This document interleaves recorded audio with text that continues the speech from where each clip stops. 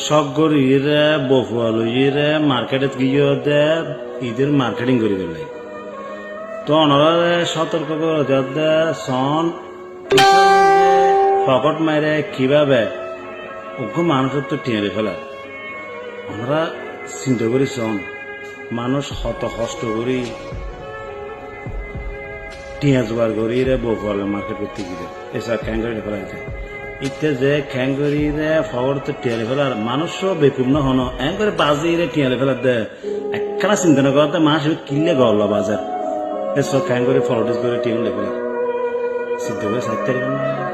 এলে ফেলার এলে ফেলার এলে ফেলি খনিকে এটা হয়ে নিয়ে